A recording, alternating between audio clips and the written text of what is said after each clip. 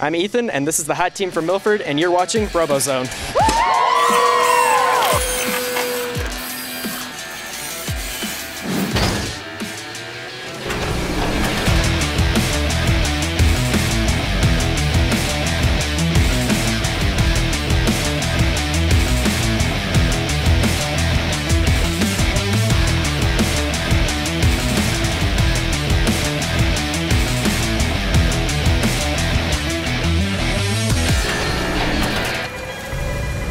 RoboZone is presented by Lawrence Technological University. Possible is everything. Toyota, let's go places. Fanuc, innovative automotive solutions. Hungry Howie's, your next fundraiser comes with flavored crust. And Hino Trucks, the fastest growing premier medium duty nameplate in the United States. Hi, and let me be the first to welcome you to a show unlike any other. This is the inaugural episode of RoboZone. We are presented by the fantastic men and women that make learning fascinating. Lawrence Technological University. Possible is everything. RoboZone is your all-access pass to everything happening in and around Michigan high school robotics. We'll be here for the next 8 weeks, and you will be plugged in. Competition started this weekend, and beginning next week, we'll have highlights from every competition all season long. Stephanie Funkhauser and our resident expert and current coach, Jim Zondag, will be along a little later to recap the 2014 season, and Jim will give you his preseason rankings for this season. We're going to check out the official 2015 unveil video and so much more. How about we start with a crash course in what First Michigan is all about? We bring in the fourth member of our team, Kiera Lancaster.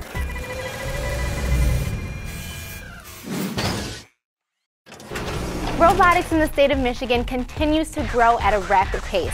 Not only do we have the most robotic teams in the nation, but we've taken home the most world championships. I had the chance to sit down with First in Michigan President Gail Alpert, so let's check it out. FRC stands for First Robotics Competition. It's the flagship event, or program I should say, for First. FIRST is a volunteer-based nonprofit organization that stands for Inspiration and Recognition of Science and Technology. The organization was founded in 1989 and has over 2,000 teams nationally and over 100 competitions annually. The wildest football game that you've ever been to is what a First Robotics competition looks like. You have mascots, you have blazing music, you have cheering, you have everything going on. It's like a wild sporting event. That's how you think of it when you're sitting there. You cannot believe how much fun it is and how much energy is in the room. With the help of a $3 million grant from Governor Snyder 2 years ago, Michigan is now the leader and example when it comes to the sport of robotics. Most of the students who become a member of a FIRST team have an interest in going into the field of engineering, but that's not always the case. Regardless, many will say that it is one of the best decisions they have ever made. Personally, I'm looking to go into physical therapy, but there are things that I have learned in FIRST, such as professional skills, speaking to sponsors, things that I never would have learned otherwise. For me, going into engineering, it's enabled me to do many things ahead of time that a lot of colleagues that I work with say that they didn't get to work with until their junior year in college. And also First Robotics itself is also a really good tool for students to go forth into engineering, to pursue their careers and figure out what they like and don't like in STEM. One of the fabulous benefits of being on a FIRST team is that there are $20 million in dedicated FIRST scholarships that are available to any senior on any FIRST Robotics team. You don't have to win, you don't have to be one of the top teams in the state, you just have to be on a team.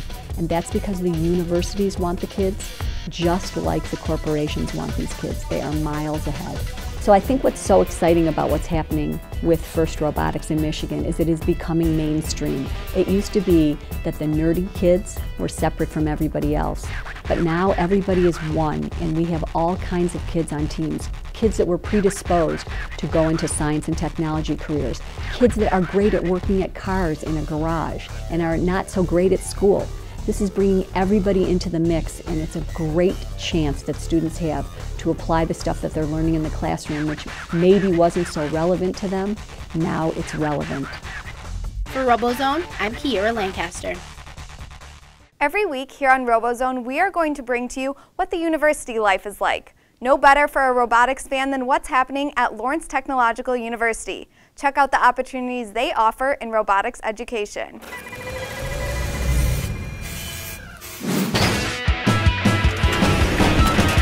world of robotics is only getting started at the high school level. For students interested in pursuing a robotics future, many colleges offer hands-on robotics and engineering programs. One of those schools is right in Metro Detroit's backyard. Lawrence Technological University has developed a program unlike any other in the United States. When we started the robotics program, it was only the second in the nation and the first in Michigan. And there was a lot of interest in robotics from middle school, high school students, but there was this gap between high school and graduate studies. When students come to the robotics program, they're actually not only taking all the theory in the classes, but everything they do, they get to implement hands-on. In fact, the robotics engineering program is attracting students worldwide. I have people that are applying from Sudan or Morocco. I have people applying from Czech Republic and Poland, and we don't really advertise there, but they find you, and because students are interested in robotics. The robotics and engineering program is actually the fastest moving program at Lawrence Tech. The reason behind that? Robotics is suddenly booming all around us. The robotics industry is growing at an amazing pace. Even when there was an economic downturn, the industry was still growing. So on average, it's growing at 25% a year, which is amazing for an industry. Robotics at LTU puts students in the driver's seat and allows them to start designing and building programs from scratch. So students start off by taking the basics, the math, physics classes, and some basic engineering and computer science classes.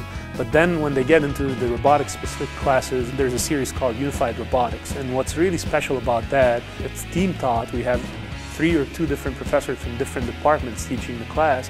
But the best part about it is right after class, you go into the lab. And everything you learn in that session, you start implementing immediately. To learn more about robotics and all of the amazing programs offered at Lawrence Technological University, please visit ltu.edu and schedule a tour today. Coming up next on RoboZone, we look back at the 2014 high school robotics season and how it all went down. Then we get an inside look into the 2015 game. It's all next right here on your home for Michigan High School Robotics.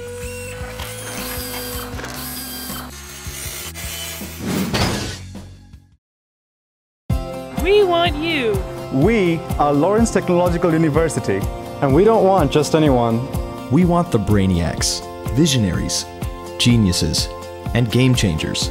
We want the students who will change the world through technology, science, business, and design. So if you're ready to explore your possibilities, We want you at LTU. Lawrence Tech. Possible is everything. You may not know us, but you know the things we do. We build landmarks, buildings, highways, bridges, and pipelines. We build rewarding careers. We operate.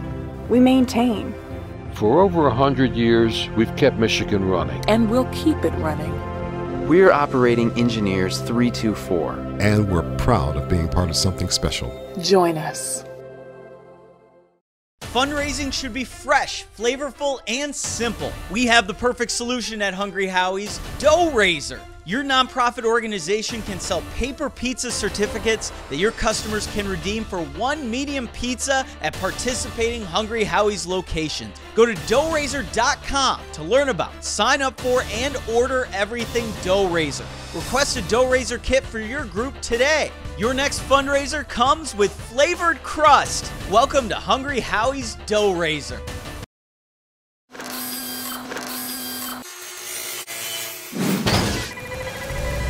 Welcome back to RoboZone. The 2014 season was an extra exciting one for robotics here in Michigan. I'm here with Jim Zondag. Jim, talk about some of the highlights from this past year. In 2014, Michigan had 277 FRC teams, making us #1 in the entire nation. We surpassed California for the first time ever, thanks in large part to the support from Governor Rick Snyder's office. Michigan had a record 15 total district competitions last year, all over the state. The Upper Peninsula even got in on the action for the first time. 64 teams advanced to the state championship, which was held at Eastern Michigan University. The 2014 state finals were the most competitive regular season FRC event ever held. The top 24 teams advanced to the playoffs. After 3 rounds of heated playoff battles, the number 3 alliance, made up of Team Rush, the Killer Bees, and the Megatron Oracles, came out on top with a great combo of teamwork and defense. The top 5 finishing teams of 2014 were as follows. In 5th place, Team 2337, the Engineers from Grand Blanc. In 4th, Team 1718, the Fighting Pie from Armada. In 3rd place, the Hot Team from Huron Valley Schools. In 2nd place, Team Rush from Clarkston.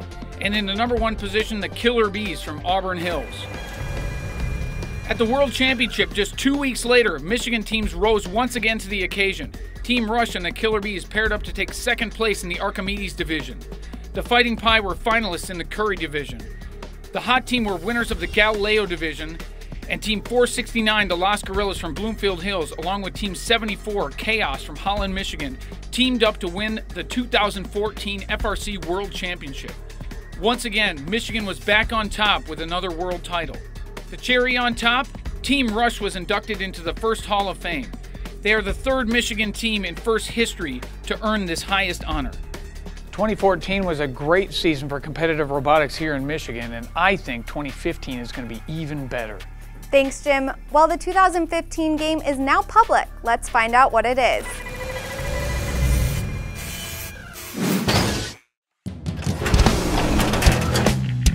Welcome to the 2015 FIRST Robotics Competition. Here's how we play Recycle Rush. The objective is to build stacks of totes, place recycling bins on top, and recycle litter. The game is played by 2 alliances of 3 teams each on a 27 by 54 foot field, divided into red and blue sides by a step. There are human player stations in the corners. Each side has a landfill zone, an auto zone, and 2 scoring platforms. Alliances stay on their own side of the field throughout the 2.5-minute match, though there will be some interaction near the step. The field and alliance stations are stocked with 3 types of game pieces: totes, recycling containers, and pool noodles, which we call litter. Yellow totes have some reflective tape, which makes robot vision tracking easier. Robots start anywhere on their side of the field, but not in the landfill zone or auto zone.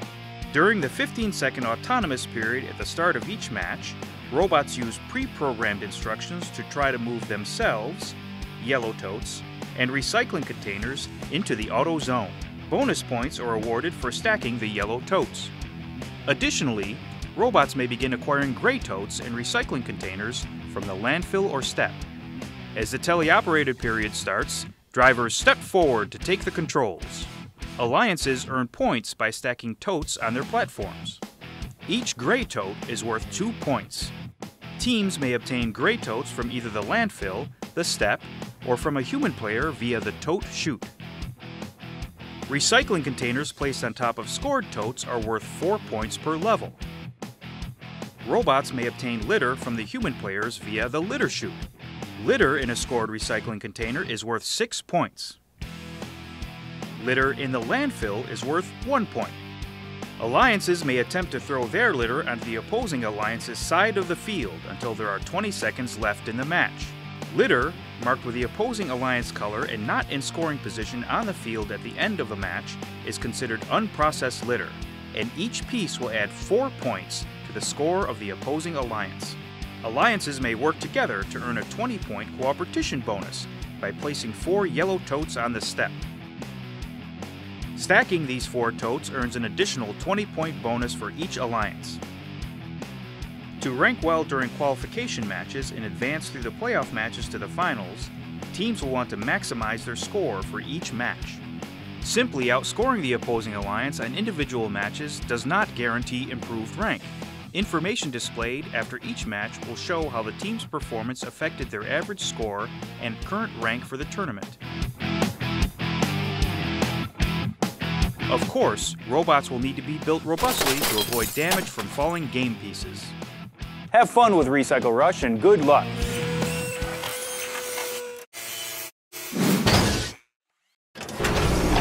Hi RoboZone fans, I'm Kiera Lancaster here at the Chrysler Technology Center where we're with the 2-time state champions, Killer Bees, as they get ready for competition. Today is the last day they have to submit their robots, so let's see how they're doing. The Killer Bees are one of Michigan's original robotic teams and will soon be entering their 20th competition season. With over 30 titles under their belt, it's needless to say they're feeling confident about taking home another win. Going into competition, I think we have a very high likelihood of being able to at least seed first or possibly within the top 5 and possibly win if we have the right alliance partners. And here's the robot they're hoping will bring them home the victory. This is Buzz 20. It is designed to play the 2015 game Recycle Rush. Recycle Rush is the name of the competition. Each year, the FRC gives a task for the robot to complete, and this year the robot has to stack recycling bins and dispose of litter, which will be represented by pool noodles. We designed it to be able to pick up 6 boxes and put a tote on top of the stack, and then score it all at once. So the first thing we have is this bin collector right up here. It's our clamp. These 2 arms will come in and crush the garbage can, and then it will never move. We have what we call our tusks, which are pointy and they spin inward against each other, so that when a box comes and hits it, it automatically centers it into the robot. Once we have one, we go next and we get the second one, and it will repeat the sequence over and over and over again.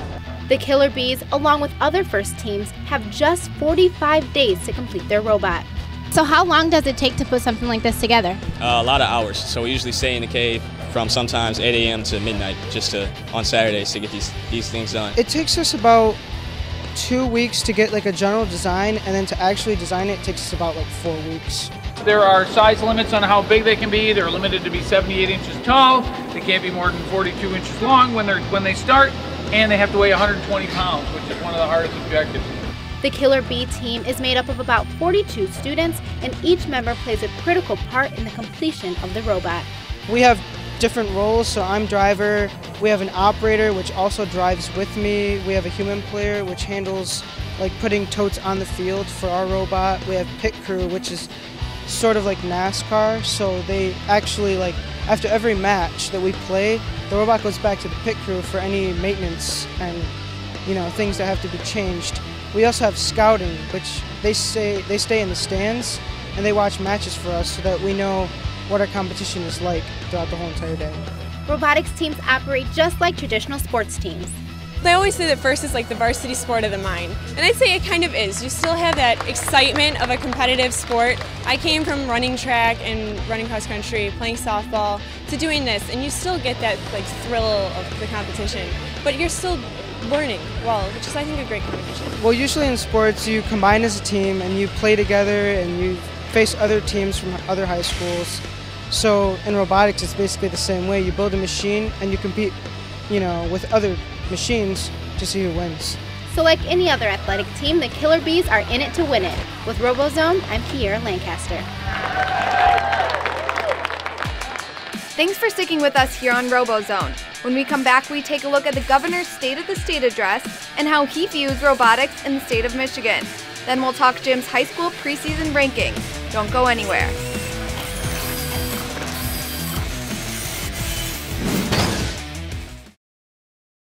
Online ordering is so fast and easy with Hungry Howie's. You can do it from any device. Any device? Like this fax machine? No. What about this 19th century cell phone? 2 cans on a string. Your mom's car phone. Megaphone! Dash, pizza. Pineapple and ham radio. Say see you to the phone call and oh yeah to fast and easy online ordering. Get a free medium pizza with your first online order. Now that's an idea. Hungry Howie's! Your home for high school sports is Michigan's original high school sports show, State Champs.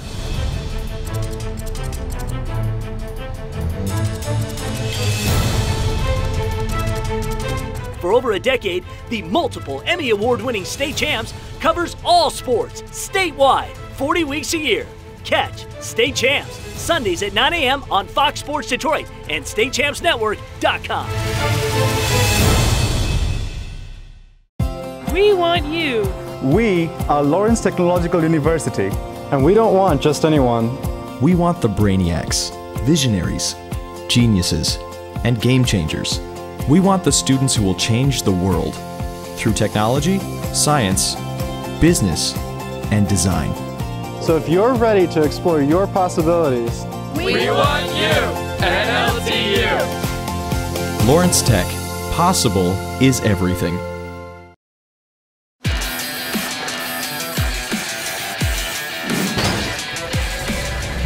Thanks for hanging with us here on RoboZone.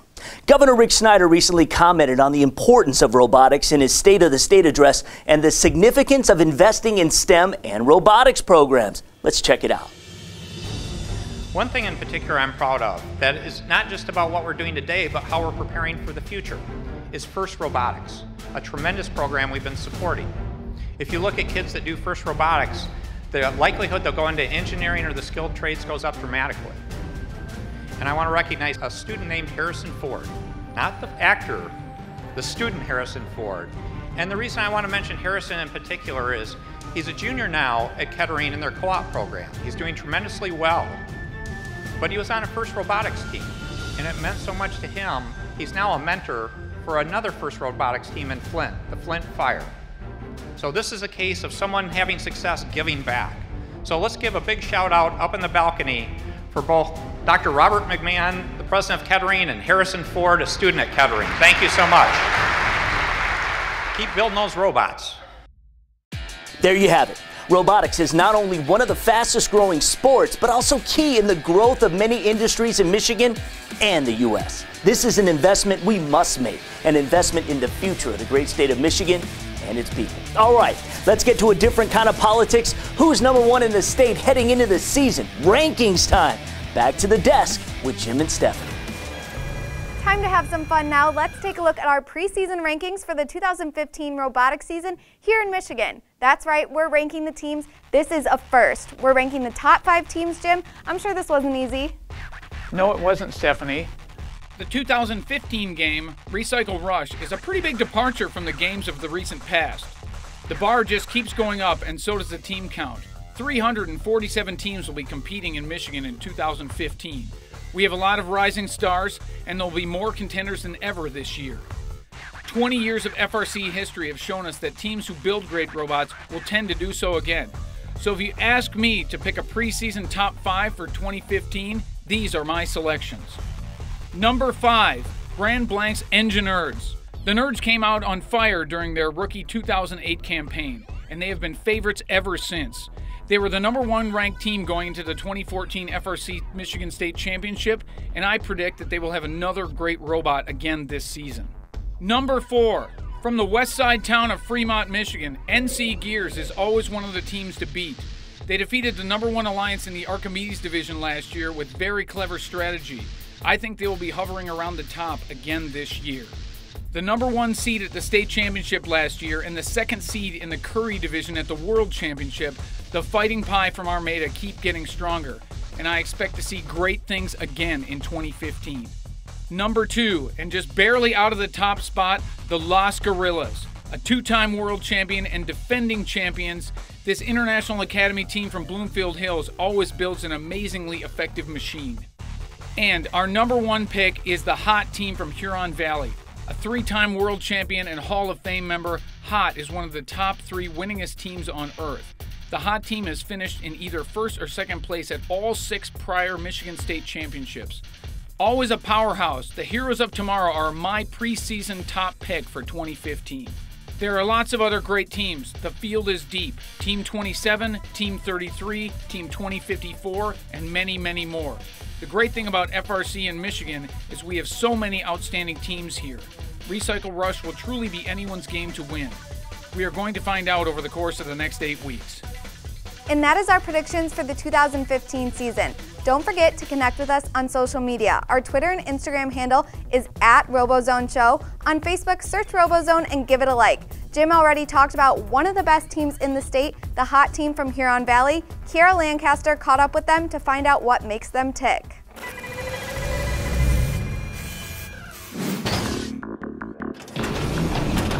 One of the teams to look out for in competitions this year is the Hot team from Huron Valley. This Hall of Fame team is recognized as one of the best in the world. Altogether, they have won 3 state championships and 3 world championships. Coach Adam Freeman has been with the team since 2005, and he thinks the key to their success is all in the details.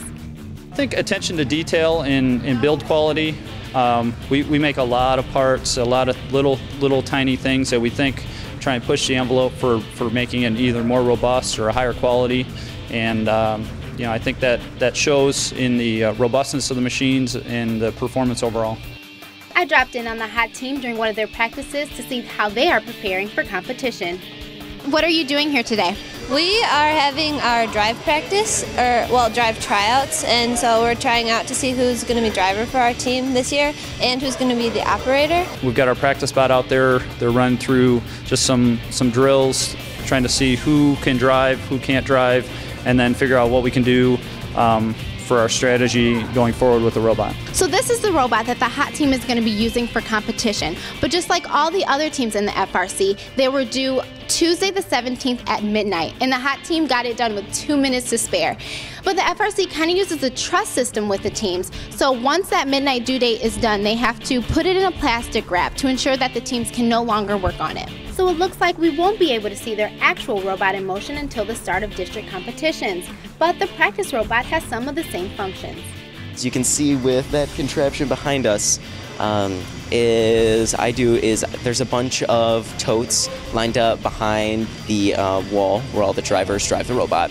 And I'll take those totes over there and I'll slide them in through the tote chute, and we'll slowly stack them into the robot. The hot team stands for Heroes of Tomorrow, and that is exactly what they are. Not only are they building up future engineer and business professionals, but they have played a major part in helping FIRST get into their communities. To honor their efforts, the hot team was inducted into the FIRST Hall of Fame and given the Chairman's Award. I think the Chairman's Award is the biggest thing to be proud of, showing that we're a role model team for FIRST. And being an inspiration for other teams. Hall of Fame isn't how many wins you have or how good a competition season you are. It's about how you display FIRST in the community. We do a lot. We did the stage art trial. We always try and help out LEGO leagues, mentor the FTC team, just bringing FIRST into the community. With philanthropy work and world championship titles under their belt, it seems the hot team is on fire and can do no wrong. Once again with RoboZone, I'm Kiera Lancaster. That's all the time we have for this week. Thanks again for tuning into our first episode of RoboZone. We're excited to be with you for the next 7 weeks, breaking down what's going on all over Michigan in the world of robotics. Of course, the competition is now underway. We'll have comprehensive highlights from the first 3 events from Standish, Southfield, and Howell. We're fired up. Brand new episodes of RoboZone airs every Sunday at noon on 2 networks throughout the great state of Michigan, and they both air at noon. CW50 Detroit and WOTV in West Michigan. You can also follow everything RoboZone by heading to statechampsnetwork.com. See you right here next week. RoboZone is presented by Lawrence Technological University. Possible is everything. Toyota, let's go places. Fanuc, innovative automotive solutions. Hungry Howie's, your next fundraiser comes with flavored crust. And Hino Trucks, the fastest growing premier medium duty nameplate in the United States.